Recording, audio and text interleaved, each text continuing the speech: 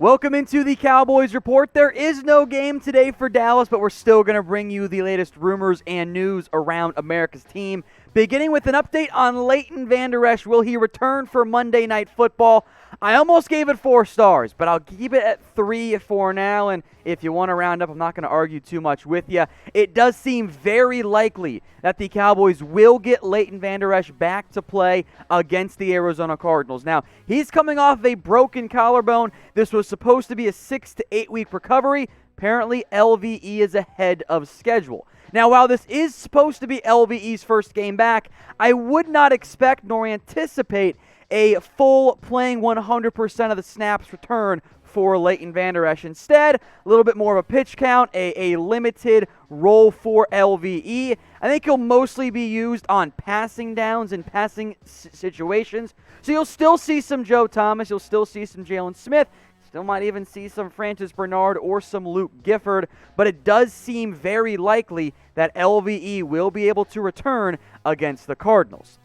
Now, the Cowboys are still the underdog against Arizona, so if you want to make some money betting on them to pull the upset, do it with our sportsbook partner, BetUS. Head over to chatsports.com/bet and use the promo code you see on your screen. That's Cowboys125. The Cardinals actually opened at 2.5-point favorites, and since then, that line's been heading towards the Cowboys. Arizona now just a 1-point favorite on the road. The Cowboys are the underdog in this one. They have a very real chance of winning this game if the defense can help out the offense a little bit more than what they've been doing as of late. So predict the score for this game for me in the comments section. Cowboys, Cardinals, who you got? And don't forget to put down the winning team. I assume you're mostly going to pick the Cowboys, but just include that for me in the comments section.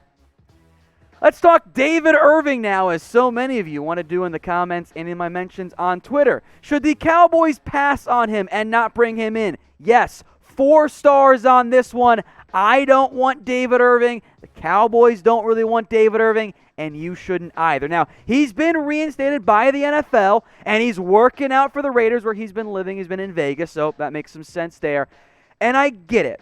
Talented football player when he's been on the field.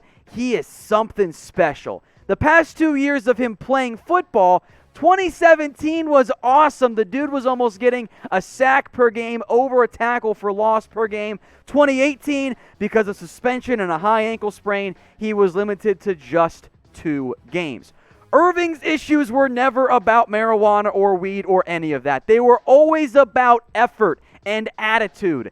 And I doubt those are actually fixed. And I get it. The allure of, man, he's so talented. What if? It's intriguing. I understand it. But you know what? I've seen a lot out of David Irving. This is a man who said when he was coming back from his suspension, I never had to be in shape before. You think you were so good you didn't have to try at football?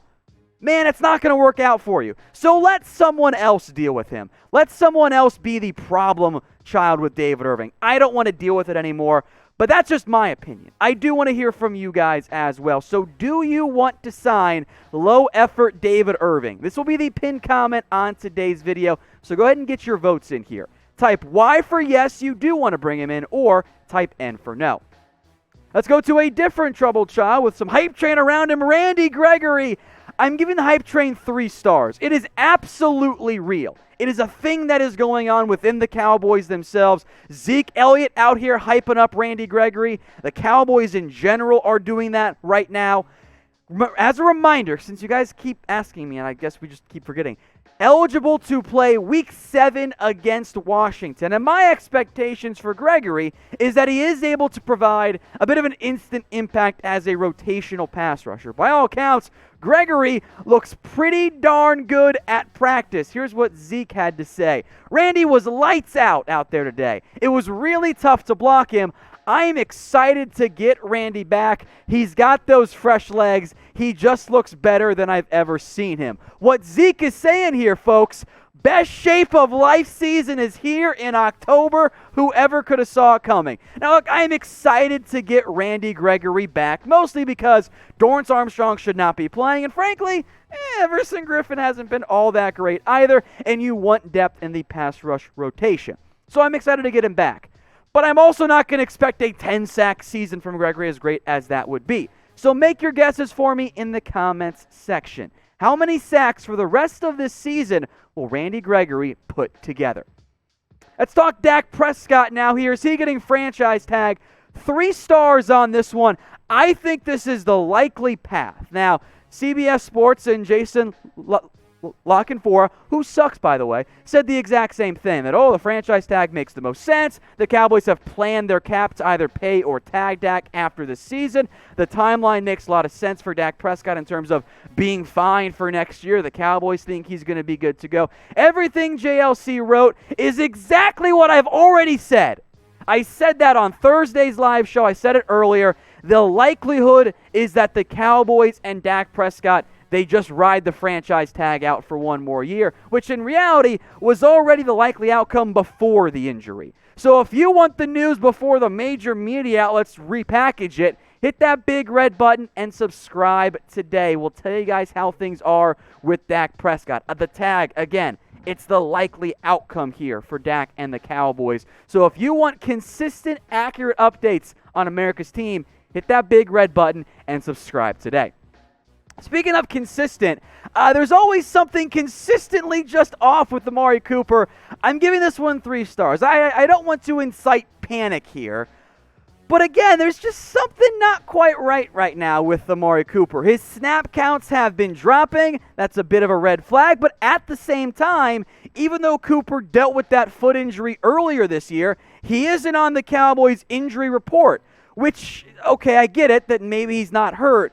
But something is amiss here, at least as far as I'm concerned. Look at these snap count numbers. 94 against the Rams, 91.5 against Atlanta. He's playing almost every single snap. Seattle down to 79, Browns down to about 77, and then it plummeted against the Giants to 63.6%.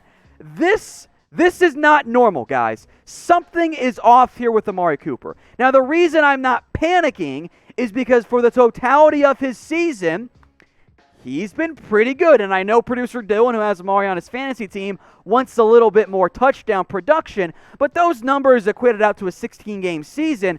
Those are wide receiver 1 numbers. Now, I think they're going to drop a little bit because I don't think the Cowboys will be throwing it as much with Andy Dalton as they were with Dak Prescott, but the Cowboys are in good shape here. Like, they have Michael Gallup, they have CeeDee Lamb, and maybe they're trying to get more reps for Ced Wilson, Noah Brown, because every time they've been out there with Dak, at least, they've been able to make some big-time plays. But Cooper just always has something. It's he's moping on the sideline. It's his foot, it's his thigh, it's his knee, it's his shin. There's always something off with Amari Cooper. So what is your worry or concern level right now over the Cowboys' highly paid and number 1 wide receiver? Rate it for me on a scale of 1 to 10. I think I'm at about like a 3. I'm not panicking yet, but I will monitor it, and I want to hear what you guys have to say as well. All right, Chidobe Awuzie updates, and I'm not feeling great about this one. How about Noah Awuzie for next week, meaning week 7? 2 stars on this one. I was optimistic and hopeful that once Awuzie's 3-week window ended, which ended this past week, which means he's eligible to play at any point, that window would be activated and he'd be able to play as soon as this week against the Arizona Cardinals. However, that's not what the Cowboys have done. They have not activated that window yet, which is concerning for me because they activated it for LVE already. And that tells me that Awuzie might not be as close as we were initially hoping. And that's bad for the Cowboys because I know you're getting Anthony Brown back. He should be closer to 100% for this upcoming game. But Trevon Diggs has not been great. Daryl Worley has not been great. I should say Diggs has been up and down, inconsistent. The reality is Cheeto is this team's best cornerback. And you miss him right now because he does have the 1 interception, a couple pass breakups. He's a little bit more consistent right now than Trevon Diggs, even having allowed already 2 touchdowns this season.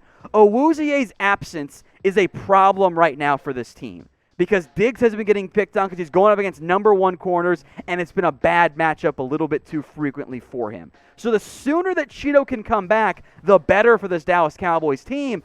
I am now officially very concerned that it's not going to happen for week 7, and that's troubling as the Cowboys move forward with a defense that has to be better with no Dak Prescott.